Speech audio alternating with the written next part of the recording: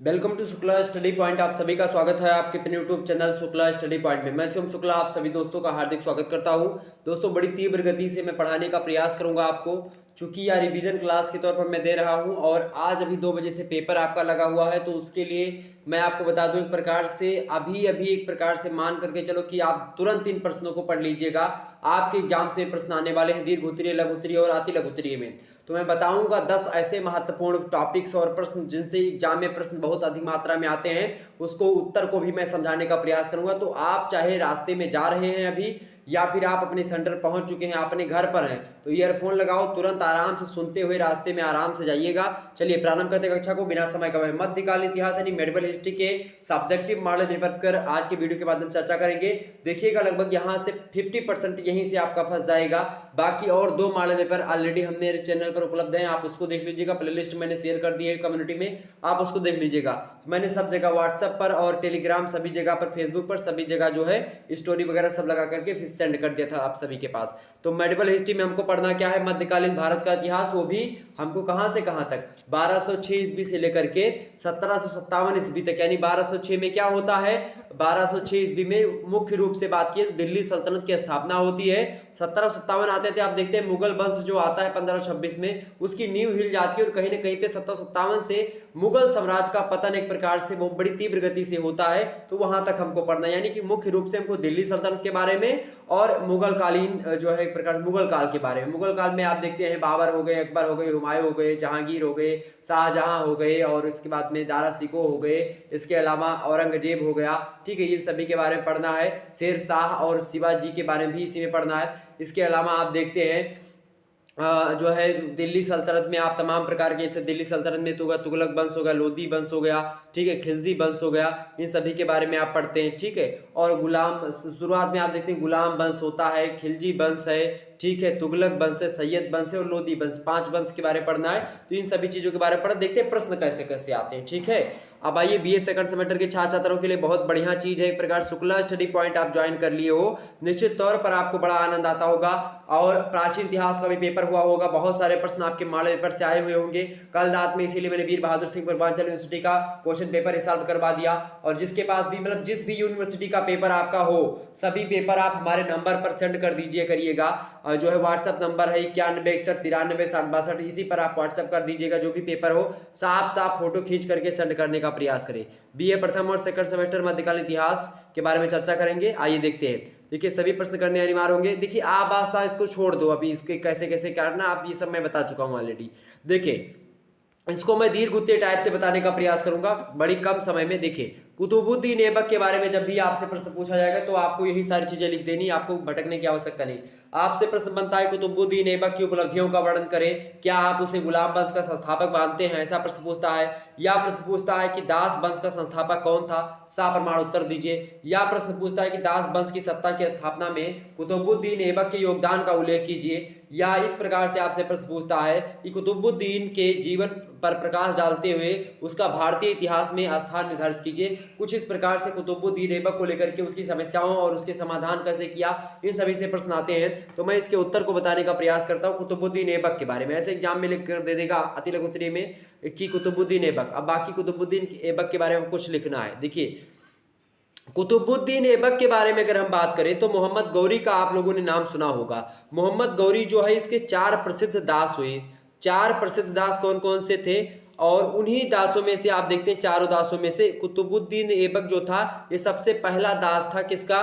जो है मोहम्मद गौरी का। और कुतुबुद्दीन ऐबक के माता पिता जो थे ये तुर्क थे, और बाल्यावस्था से ही ये जो था गुलामों के व्यापार करने वाले, उसे गुलाम बना करके निसापुर ले गए थे जो है इसको कुतुबुद्दीन ऐबक को, जहां पर एक काजी ने उसे खरीद लिया।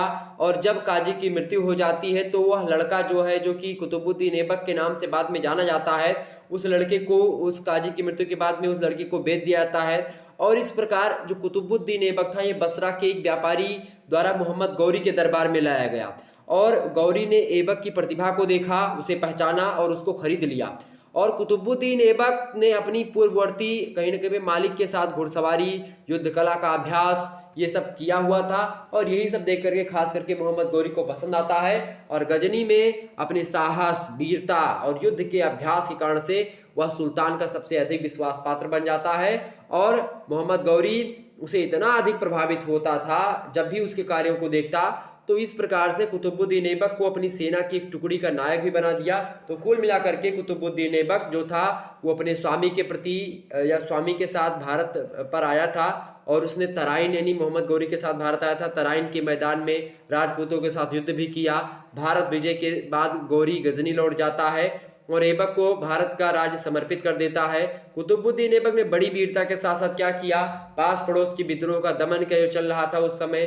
दिल्ली जीत करके इंद्रप्रस्थ को अपनी राजधानी बनाया और कन्नौज और जो गढ़वाल का इलाका पड़ता है उन सभी को जीतने के में अपने स्वामी की मदद ली और कहीं ना कहीं पे मोहम्मद गौरी से मदद मांगी। वही स्वामी मतलब मोहम्मद गौरी, ठीक है। बात है 1995 ईस्वी की, कोयल यानी अलीगढ़ पर ये और चौहानों के तीसरे विद्रोह को दबाने में सफलता प्राप्त करता है। तो कुल मिलाकर के ये एक प्रकार मोहम्मद गौरी की जब मृत्यु होती है उसके 3 महीने के बाद में 14 जून 1206 ईस्वी का दिन समय था और उसी दिन विधिवत रूप से भारत का सुल्तान बनता है। इसीलिए 1206 ईस्वी से गुलाम वंश की स्थापना मानते हैं और इसीलिए यहीं से दिल्ली सल्तनत की शुरुआत भी मानते हैं और इसीलिए आपको यहाँ पर पढ़ाया जाता है, ठीक। तो इसीलिए शुरुआत का तो इसको पढ़ना परम आवश्यक होता है, जरूरी भी होता है। 14 जून 1206 ईस्वी डेट याद रखिएगा। ये दिल्ली मतलब भारत का सुल्तान बनता दिल्ली में, ओके। और कुतुबुद्दीन ऐबक बड़ा चालाक था, अपनी स्थिति सुदृढ़ करने के लिए शक्तिशाली तुर्कों के साथ वैवाहिक संबंध स्थापित कर लिया था इसने। ऐबक की पुत्री थी, उसने अपनी पुत्री का विवाह इल्तुतमिश के साथ कर दिया था। इल्तुतमिश जो था ये कुतुबुद्दीन ऐबक का गुलाम बोल सकते हैं, इसीलिए इसको गुलामों का गुलाम कहते हैं। चूंकि मोहम्मद गौरी का गुलाम था कुतुबुद्दीन ऐबक का गुलाम था कौन, इल्तुतमिश, ठीक है। ये बात ध्यान रखिएगा। तो इल्तुतमिश की बात की जाए तो इसने मतलब ऐबक जो था अपनी लड़की का विवाह इल्तुतमिश के साथ कर दिया और बहन का विवाह नसीरुद्दीन कुबाचा के साथ किया और खुद अपना दूसरा विवाह किया इसने ताजुद्दीन एल्लौद की पुत्री थी उसके साथ किया। और इस प्रकार से 3 विरोधी जो थे कहीं ना कहीं पे उन विरोधियों को अपने बस में कर लिया, यानी वैवाहिक संबंधों को ध्यान में रख करके बस में कर लिया। तो ये था कुतुबुद्दीन ऐबक के बारे में कुछ बातें जो कि मैंने बताया। वैसे इतिहासकारों का मत है कि राज्यारोहण के बाद उसने मलिक की उपाधि धारण की थी। कुतुबुद्दीन ऐबक ने सुल्तान की उपाधि नहीं धारण करी और इसका कारण यह था कि वह मुस्लिम कानून की दृष्टि से तब तक गुलाम ही समझा जाता था, यद्यपि वह सुल्तान बनने से कतराता था और तथापि उसको सुल्तान बनने की मान्यता प्राप्त हो चुकी थी, फिर भी वह सुल्तान पर धारण इसलिए नहीं करता था क्योंकि वह कहीं ना कहीं पे मोहम्मद गौरी का गुलाम था, ठीक। तो इसीलिए गुलाम सुल्तान नहीं हो सकता। तो इस प्रकार से व्यवस्था थी। तो ये था कुतुबुद्दीन ऐबक के समय में तमाम प्रकार की समस्याएं, उनका समस्याओं का सामना किया इसने कुतुबुद्दीन ऐबक ने, ठीक है। और इस प्रकार से ये एक प्रकार से उभरा और दिल्ली सल्तनत की शुरुआत यानी संस्थापक के रूप में जानते हैं इसको, कुतुबुद्दीन ऐबक को। ऐबक के कई सारे कार्य भी हैं, कई सारी नीतियां बनाई है, हालांकि वो सब आपको यहाँ पर लिखने की आवश्यकता नहीं। अगर कुछ मात्रा में पता है तो आप लिख दीजिएगा, उसमें कोई दिक्कत नहीं। अगला प्रश्न देखते हैं भाई। अगला प्रश्न आपके समक्ष आ चुका है। प्रश्न है मोहम्मद बिन तुगलक के बारे में। प्रश्न क्या दिया हुआ है, मोहम्मद बिन तुगलक। मोहम्मद बिन तुगलक के बारे में कौन नहीं जानता है, पागल, सनकी, तानाशाह कहा जाता है इसको। एकदम से अपने समय से ज़्यादा बहुत पहले मतलब बात तक सोचता था, भविष्य इसको 500 साल पहले भविष्य तक ये सोच सकता था, मतलब सोचता था कि हो सकता है भविष्य में ऐसा होगा। देखिए आज राज की मुद्रा चल रही है जो हम लोगों के पास जो 100 रुपए का नोट है, क्या 100 रुपए उसकी कीमत है, नहीं है। तो इसी प्रकार से इसने भी ये सिक्के उक्के चलवाए थे उस समय, सांकेतिक मुद्रा का प्रचलन किया इसने, ठीक है। मोहम्मद बिन तुगलक बड़ा पढ़ा लिखा था। दूसरा प्रश्न देखिएगा सभी लोग, मोहम्मद बिन तुगलक जो था भैया ये बड़ा पढ़ा लिखा था, ओके। ये बात ध्यान रखिए, क्या था, ये बड़ा पढ़ा लिखा था मोहम्मद बिन तुगलक, ठीक।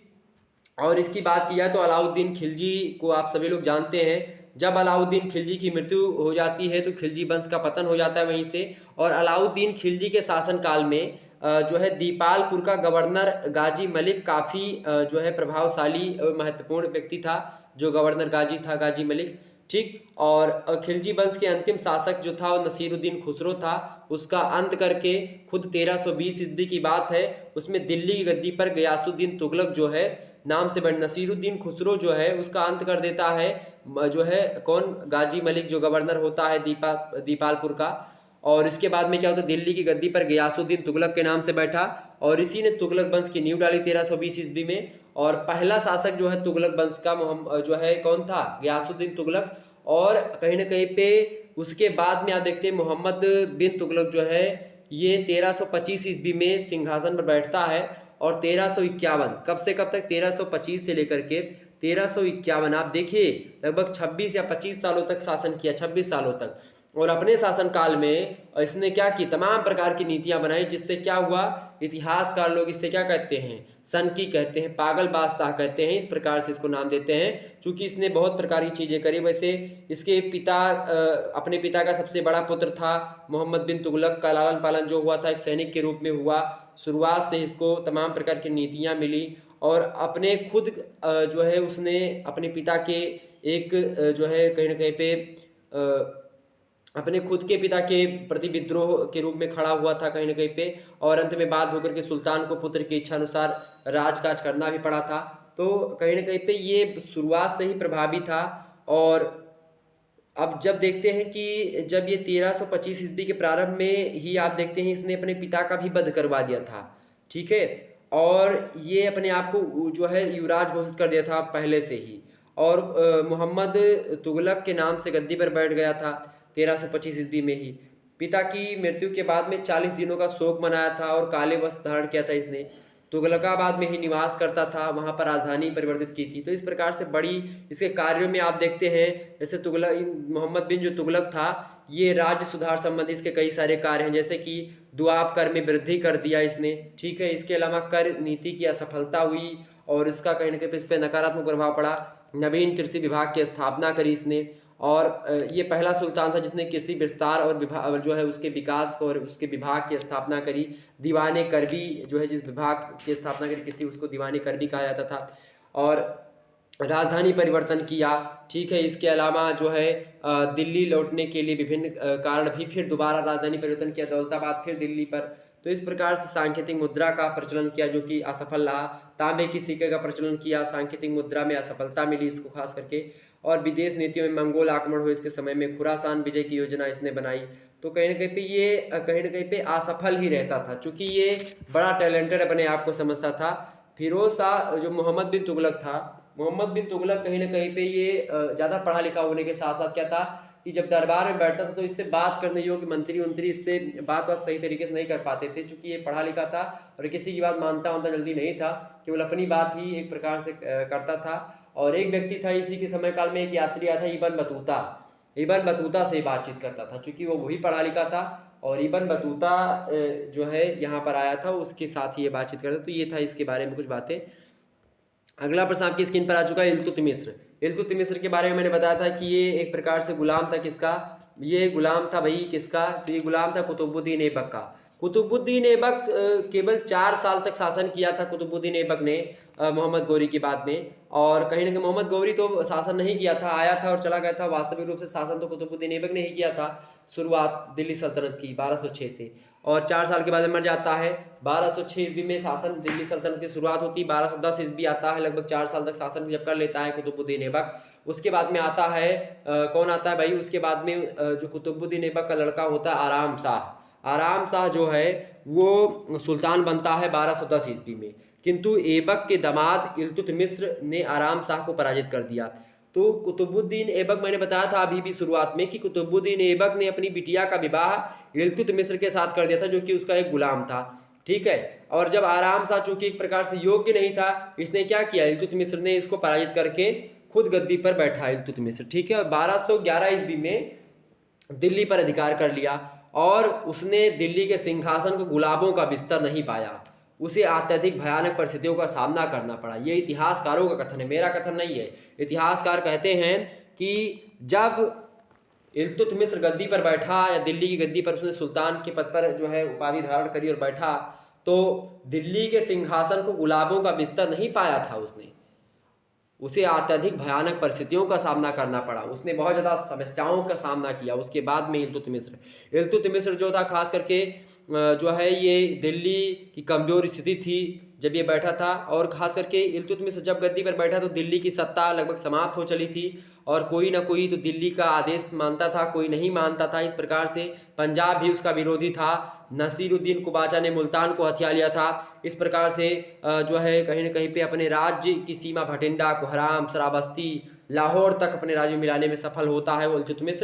तो कुल मिलाकर के दिल्ली की कमजोर स्थिति को सुदृढ़ बनाने का कार्य करता है इल्तुतमिश। इसके अलावा एल्दो से संघर्ष किया इसने, मंगोल आक्रमण का भय इसके समय बना था उस समय, ठीक है। इसके अलावा इतिहासकारों का विचार है कि यदि चंगेज खां मंगबर्नी का पीछा करता हुआ भारत में प्रवेश कर जाता तो इस देश का नक्शा ही कुछ दूसरा होता, वह तुर्कों की सत्ता उखाड़ फेंकता और बौद्ध धर्म की स्थापना करता तो शायद भारत की जनता में घुल मिल जाता और कम से कम इस्लाम की तलवार से बौद्ध धर्म बेहतर होता, तो कालांतर में इस मिट्टी में घुल मिल जाता। यानी कि जब आप देखते हैं कि जब मंगबर्नी जो है ये आता है यहाँ पर, तो कहीं ना कहीं पे ये मना कर देता है शरण लेने से। जब आप देखते होंगे कि राजकुमार मंगबर्नी खोखसर सामंत में जो है अपनी पुत्री का ब्याह करके उसकी मदद लेने के लिए शुरू करता है, उसकी मदद से वह कुबाचा को हरा करके पंजाब छीन लेता है। अब वह इल्तुतमिश से शरण मांगने के लिए आता है और इल्तुतमिश चंगेज खान से पराक्रमी और नाखुश मतलब नहीं करना चाहता उसको, ना तो उससे कहीं ना कहीं पे डर का भी माहौल था कि अगर हमने शरण दी इसको तो फिर मंगोल तो आएंगे, कब्जा कर लेंगे। तो इस प्रकार से ये उससे भी रक्षा करी और बंगाल पर पुनर्विजय करी इसने, राजस्थान में राजाओं को स्वतंत्र करवाया, दुआब पर फिर पुनः अधिकार कर लिया, जो है दुआब माने दो नदियों के बीच का क्षेत्र। तो इस प्रकार से इल्तुतमिश की समस्या और कठिनाइयाँ कौन, तमाम सारी सैनिक कठिनाइयाँ थीं, जो है अनाधिकार की समस्या भी थी कि कौन अधिकारी होगा कौन नहीं होगा, इसकी भी समस्या इसके समय में थी, सीमा सुरक्षा की समस्या तो थी ही। तो इस प्रकार से चीज़ें हुई। ओके, आगे बढ़ते हैं।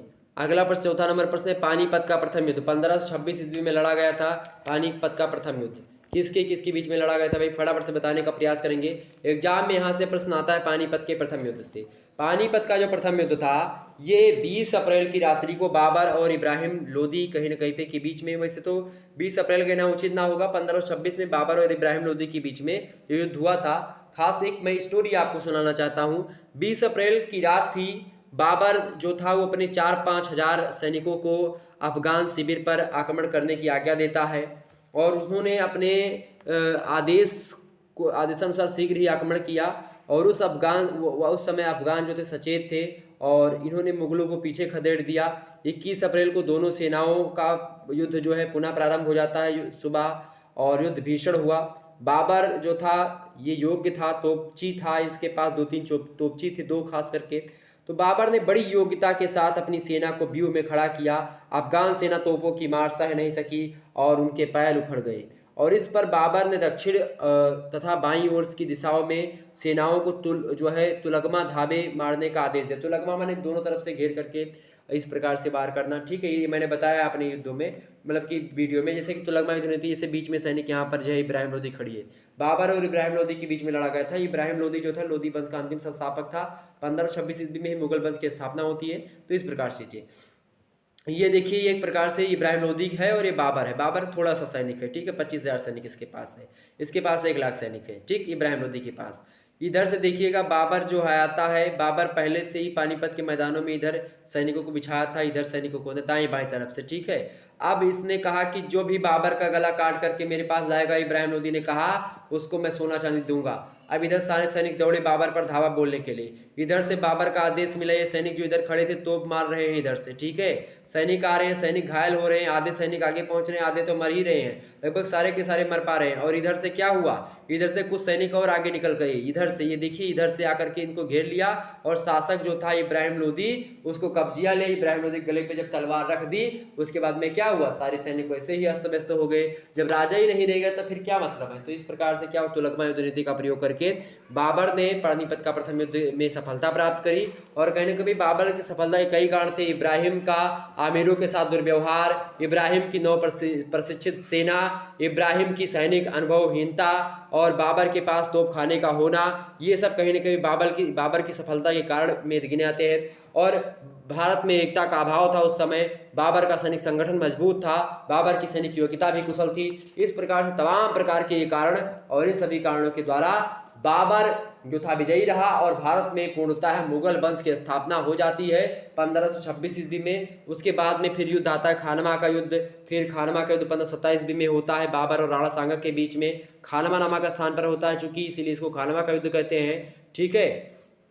और बाबर और राणा सांगा के बीच में होता है ये युद्ध और एक प्रकार से ये भी बड़ा भीषण युद्ध था। इसके बाद में तमाम प्रकार की चीज़ें होती हैं।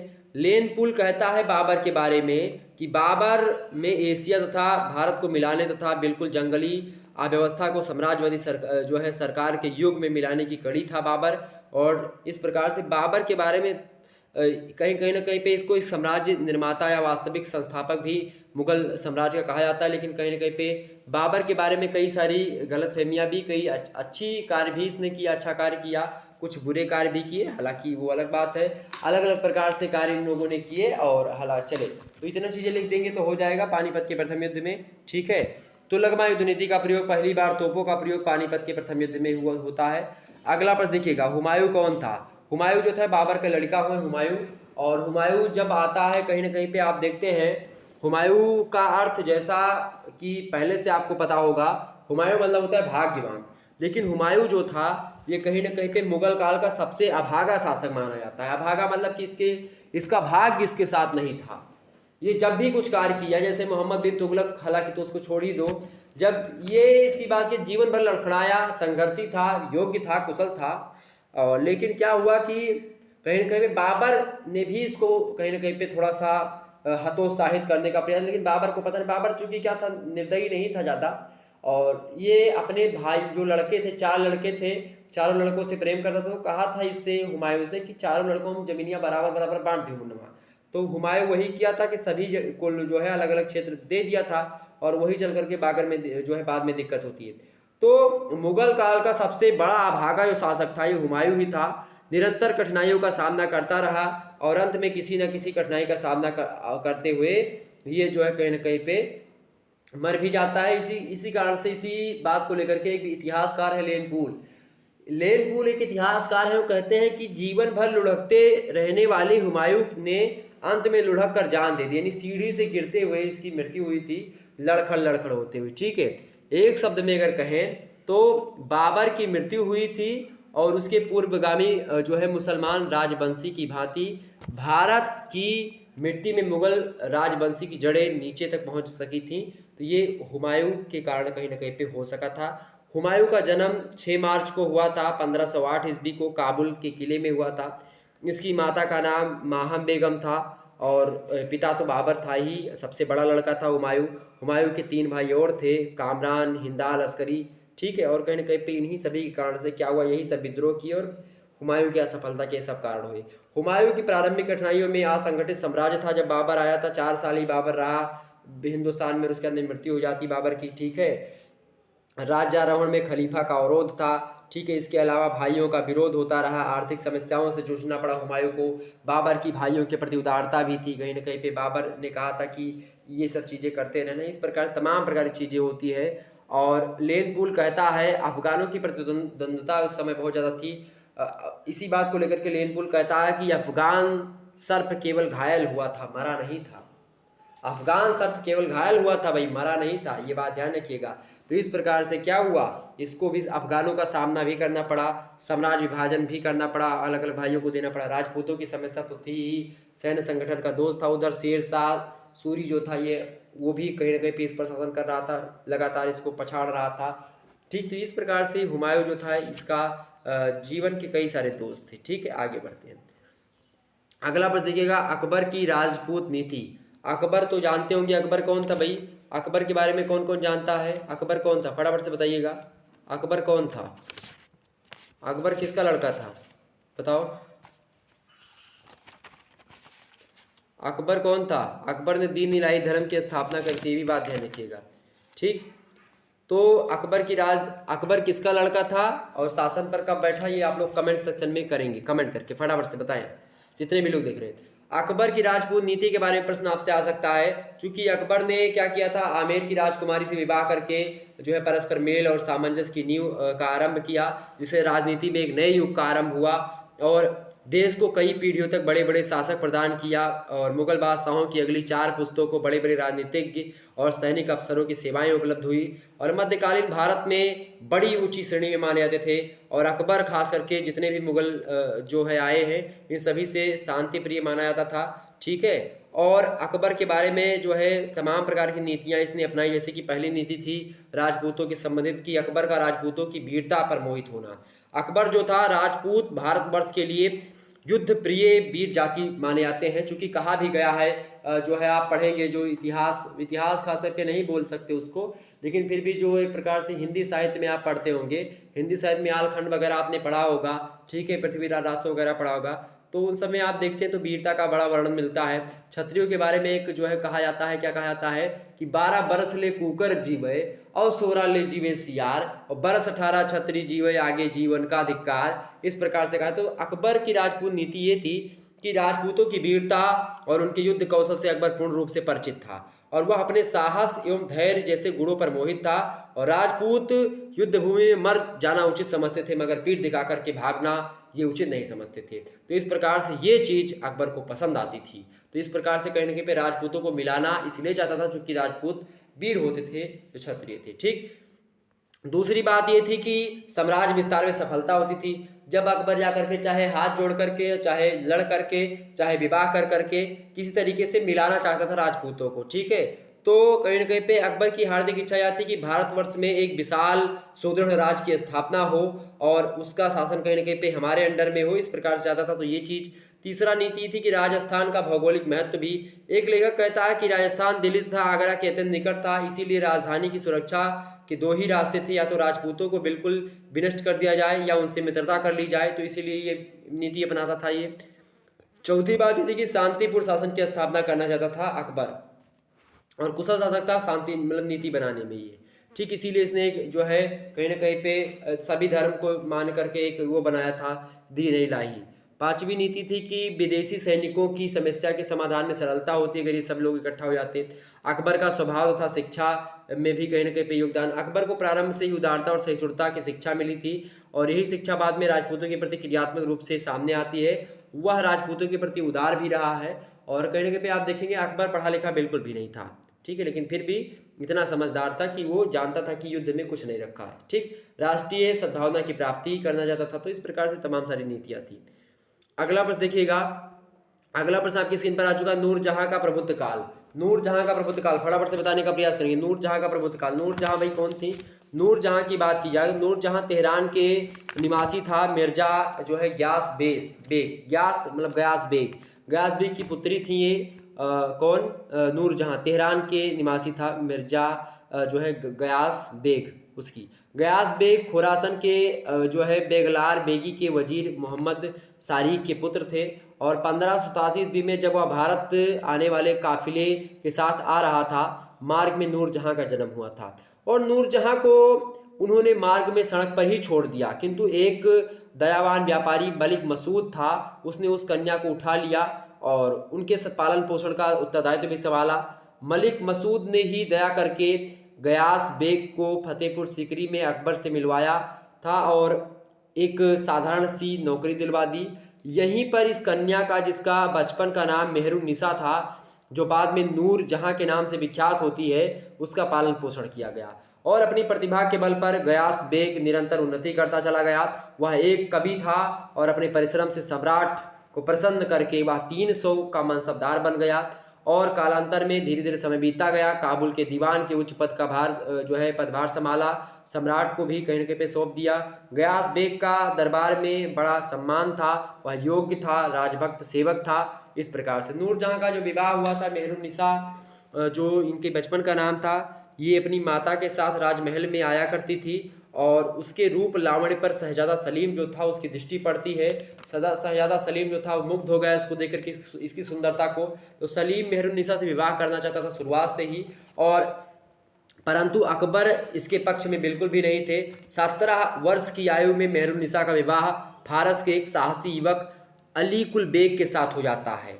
इस्तगलू उसका एक प्रकार से और भी नाम बोल सकते हैं, अली कुली बेग इस्तगलू के साथ करवा दिया जाता है और वह परिस्थिति से बाध्य होकर के भारत आया था और अकबर के दरबार में एक छोटे से सैनिक पद पर आसीन था, जिसके साथ विवाह हुआ था मेहरुन्निसा का। और एक शेर के शिकार करने में सलीम ने प्रसन्न होकर के उसे शेर अफगान की उपाधि भी दी थी। और इस प्रकार शेर अफगान जहांगीर का मित्र था, किंतु जब सलीम ने अकबर के विरुद्ध विद्रोह किया तब तथा शेर खान जो था, शेर अफगान जो था, उसका साथ नहीं दिया। तथापि बाबर जो बादशाह बनने के उपरांत सलीम ने अपने जो है सभी विरोधियों का सामान शेर अफगान को भी क्षमा कर दिया था और बंगाल भेज दिया था उसको। और इस समय बंगाल जो था वो समय कुछ चक्रों का अड्डा बना हुआ था। लगातार बंगाल पर वहाँ के उच्च अधिकारी विद्रोह और षड्यंत्र कर रहे थे। शेर अफगान भी उनसे जा मिला और जहांगीर को शेर अफगान की मनोवृत्ति का पता चलता है और बंगाल के सूबेदार कुतुबुद्दीन ऐबक को आज्ञा मिलती है। शेर अफगान को नरवर भेज दिया जाता है। कुतुबुद्दीन ने इस आज्ञा को पाकर के शेर अफगान को बंदी बनाने का प्रयास किया, जिससे अपमानित होकर के शेर अफगान ने कुतुबुद्दीन जो है एक प्रकार से पर घातक प्रहार भी किया और कुतुबुद्दीन के आदमियों ने वहां पर शेर अफगान की हत्या कर दी। इस प्रकार सूबेदार कुतुबुद्दीन, वो कुतुबुद्दीन दूसरा था, ठीक है, ऐबक वाला, ये कुतुबुद्दीन उसका जो है सूबेदार था। तो इस प्रकार से क्या हुआ, नूरजहां क्या होता है कि जब नूरजहां कब आती हैं, आखिरकार जो है जहांगीर के साथ विवाह होता है, मई महीना है, 1611 ईस्वी की बात है। 1611 ईस्वी में मई के महीने में नूरजहां ने जहांगीर से विवाह किया और विवाह के उपरांत जहांगीर जो आरंभ में विलासी प्रकृति का था, वो विलासिता में फंसता चला गया। राज की संपूर्ण बागडोर जो है उसने महत्वाकांक्षी स्त्री के हाथ में छोड़ दिया, मेहरुन्निसा यानी नूरजहां के, और जहांगीर के नाम पर अब शासन कर रही थी नूरजहां। और नूरजहां का सत्ता वहन करने का काल जो है डॉक्टर बेनी प्रसाद कहते हैं कि 1611 ईस्वी से लेकर के 1622 ईस्वी तक, 1611 से 1622, और द्वितीय काल जो रहा 1622 ईस्वी से लेकर के 27। देखिए इतना शासनकाल इसने किया जो है नूरजहां ने, ठीक है। प्रथम काल में आप देखते हैं नूरजहां का प्रभुत्व, प्रथम काल मुगल साम्राज्य के हित कर सिद्ध हुआ। ये नूरजहां जो है गुट में सरदार के प्रभावशाली व्यक्तित्व में सम्मिलित थी। स्त्री स्वभाव के अनुसार नूरजहां पक्षपात एवं गुटबंदी की नीति की अनुयायी थी और इस प्रकार इस काल में आप देखते हैं उसके गुट में उसका पिता जो एतमादुद्दौला और उसका भाई आसफ खां, ये सब शहजादा खुर्रम जो कि आसफ खां का दामाद भी था, ये सब सम्मिलित थे और गुट दरबार में सबसे प्रभावशाली था। 1611 से लेकर के 1800 की संपूर्ण बागडोर गुटों के हाथों में थी, आप देखेंगे मुगल साम्राज्य में। इस प्रकार द्वितीय काल में 1622 से 1627 ईस्वी में, इस काल में प्रथम काल में के समान द्वितीय काल भी गौरवपूर्ण और हितकारी था। इसके विपरीत क्या हुआ कि द्वितीय काल में षड्यंत्र हुआ, विद्रोह हुआ, उपद्रव हुआ, ये तमाम प्रकार की चीजें होती गई। ये नूरजहां की चीजें थी, तो मैंने बता दिया। और अच्छे प्रभाव ये डाला कि जहांगीर के चरित्र में सुधार किया। नूरजहां ने दरबार के गौरव में वृद्धि करी, अर्थव्यवस्था पर नियंत्रण रखा, दया और उदारता की भावना से प्रेरित करती थी ये, इस प्रकार से। अगला प्रश्न देखिएगा, भक्ति आंदोलन के कारण बताइए। भक्ति आंदोलन के कारण क्या है, फटाफट से बताने का प्रयास करेंगे। भक्ति आंदोलन के कारण, भक्ति आंदोलन के कई सारे कारण थे भाई, फटाफट। जैसे कि सबसे पहली बात थी कि भक्ति आंदोलन में आप देखते हैं तमाम प्रकार के लोगों का नाम आता है, ठीक है। भक्ति आंदोलन जब क्या हुआ, पहला कारण यह था भक्ति आंदोलन का आश्रय की खोज। मुसलमानों की सत्ता उस समय स्थापित होने के कारण से राजपूत राजा अपनी स्वतंत्रता की रक्षा करने में असमर्थ हो चुके थे। हिंदू अपने को निराश्रित अनुभव कर रहे थे और इस कारण से सल्तनत काल के हिंदू भगवान की शरण में जाने के लिए प्रेरित होते गए और इस प्रकार से भक्ति का उदय होता है। दूसरा कारण यह था कि क्रियाशीलता क्रियात्मक शक्ति के नियोजन की आवश्यकता थी उस समय। मनुष्य एक कर्ममुक्त प्राणी है, व्यक्ति अपनी शक्ति को किसी न किसी उपयोगी कार्यों में लगाना चाहता है। पराधीनता में फंस जाने के कारण से हिंदू लोगों का कर्म प्रिय जीवन नष्ट हो जाता है और हिंदुओं ने क्रियात्मक शक्ति को लगाने का उचित अवसर पाया और परिणामतः ईश्वर की शरण में जाना उसको पसंद किया और इस प्रकार से ये कारण बना। तीसरा कारण ये है कि हिंदू धर्म के दोष, चूँकि इस काल में हिंदू लोग बाह्य आडंबर युक्त जीवन व्यतीत करने लगे थे, उनके जीवन में अनेक दोष आ गए थे जिनको दूर करने का अतिशय प्रयास करना आवश्यक था और अनेक सुधारकों ने इन दोषों को मुक्त किया और इसके कारण से जन साधारण ने हिंदू धर्म को अपनाना प्रारंभ कर दिया। चौथी बात ये थी कि पराधीनता का विस्मरण। हिंदू लोग भक्ति मार्ग को अपना करके पराधीनता को भुला देना चाहते थे और ईश्वर की प्राप्ति तथा मोक्ष के लिए दया और भक्ति की आवश्यकता बताई गई, तो इसलिए लोग क्या करने लगे, भक्ति करने लगे। पांचवी बात, सूफी संप्रदाय का प्रभाव भी कहीं न कहीं पे इस पर आकर के पड़ा। इसके अलावा समन्वय की भावना, बहुत समय तक हिंदू तथा मुसलमान एक साथ रहे। इसके पूर्व दोनों जातियां एक दूसरे से ईर्ष्या, द्वेष और वैमनस्य का परिचय देती थीं और इन दोनों जातियों ने समझा कि आपस में सद्भावना का जन्म आवश्यक है और इस भावना से भक्ति मार्ग को आंदोलन कहीं न कहीं पे बढ़ता है, चाहे वो हिंदू धर्म में हो चाहे मुस्लिम धर्म में। तो इस प्रकार से भक्ति आंदोलन की चीजें हो गई। अगला प्रश्न देखिए, 9वां नंबर प्रश्न है मुगल कालीन वास्तुकला। मुगल कालीन वास्तुकला के बारे में आपसे एग्जाम में जरूर प्रश्न पूछेगा, तो आप इसको ध्यान रखिएगा।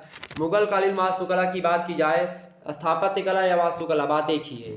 तो मुगल काल जो है कला के प्रति अत्यधिक रुचि रखते थे। मुगल सम्राट जो हुआ करते थे उनके संरक्षण काल में मूर्ति कला, चित्रकला, स्थापत्य कला, संगीत कला, इन सभी का विकास हुआ। केवल और केवल औरंगजेब ही एक ऐसा सम्राट था जिसके काल में स्थापत्य कला का बिल्कुल भी विकास नहीं हुआ। बाबर के समय काल की बात की जाए तो बाबर को भवन बनाने का अत्यधिक शौक था। बाबर ने स्वयं ही अपनी आत्मकथा में लिखा था कि आगरे में मेरे महलों में प्रतिदिन 680 व्यक्ति काम करते थे और आगरा, सीकरी, बयाना और धौलपुर, ग्वालियर और कौहल में मेरे भवनों का निर्माण में आप देखते हैं 1491 तक्षक कार्य करते थे, मतलब जो रहते हैं उसमें काम करने वाले। उनके पानीपत में काबुली मस्जिद का निर्माण करवाया था बाबर ने।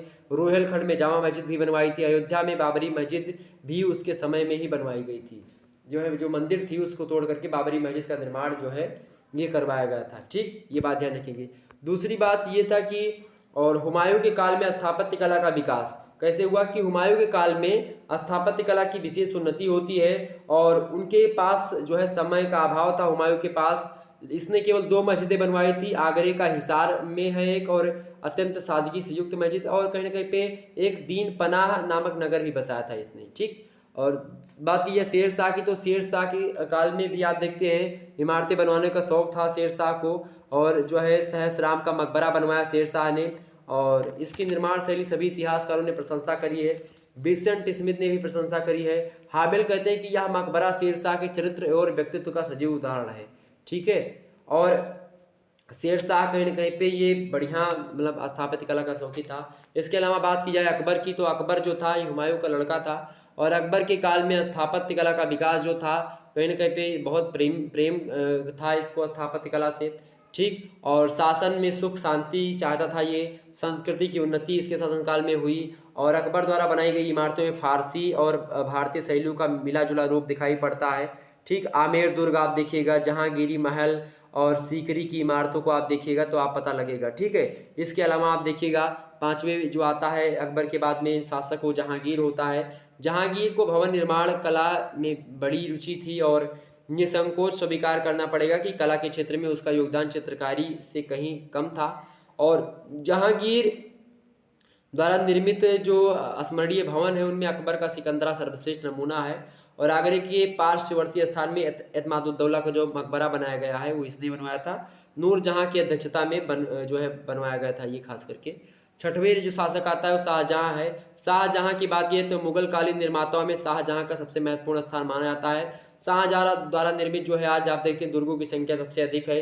इन दुर्गों में आगरे का किला हो गया, दिल्ली का लाल किला हो गया, लाहौर का किला हो गया। ठीक है, इसके अलावा इसमें कोमलता, शुद्धता और सुंदरता के दर्शन होते हैं इन सभी इमारतों में, और अकबर के भवनों जैसी मौलिकता इसमें नहीं मिलती है। ठीक, और 1654 ईस्वी में आगरे में किले में जो है मोती मस्जिद का निर्माण करवाया।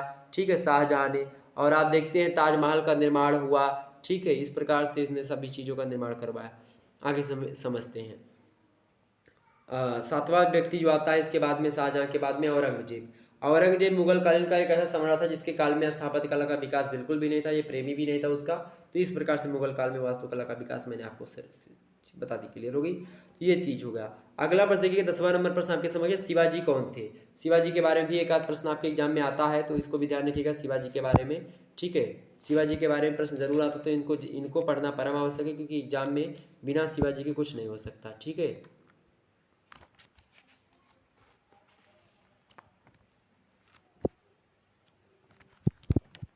फटाफट से बताइए शिवाजी के बारे में। एक बार सभी लोग वीडियो को लाइक और शेयर कर दीजिएगा भाई। शिवाजी के बारे में बात की जाए तो शिवाजी जो था इनका छत्रपति शिवाजी इनको कहा जाता है। छत्रपति महाराज शिवाजी का जन्म जो हुआ था ये 10 अप्रैल 1627 ईस्वी को इनका जन्म होता है। पूना में जुन्नार के समीप एक सिवनेर का दुर्ग है, उसी दुर्ग में इनका जन्म होता है। इनके पिता का नाम शाहजी था। क्या नाम था पिताजी का? शाहजी नाम था। और शाहजी जो थे बीजापुर के एक सेना अध्यक्ष थे, और इनकी माता का नाम जीजाबाई था, एक धनी जमींदार की पुत्री थी। शिवाजी के माता पिता ने बालक के लिए शिवा बाई नामक एक देवी की बड़ी आराधना की थी, और इसी कारण से इस बालक का जन्म हुआ था शिवाजी का, और इसी कारण से इनको शिवाजी का नाम दिया गया। और आप देखते हैं शिवाजी का शिक्षा दीक्षा लालन पोषण जो हुआ उनके दादा थे जो है कोणदेव, वहीं पर हुआ, और शिवाजी पर उनकी माता और गुरु की शिक्षाओं का प्रभाव महाराष्ट्र की प्राकृतिक स्थिति का प्रभाव इन पर देखने को मिलता है। और इनके चरित्र के निर्माण में जीजाबाई का सबसे महत्वपूर्ण अधिक जो है योगदान रहा है। और बालक शिवा को रामायण, महाभारत और अन्य धार्मिक ग्रंथों की वीरतापूर्ण कथाएं सुनाया करती थी वो।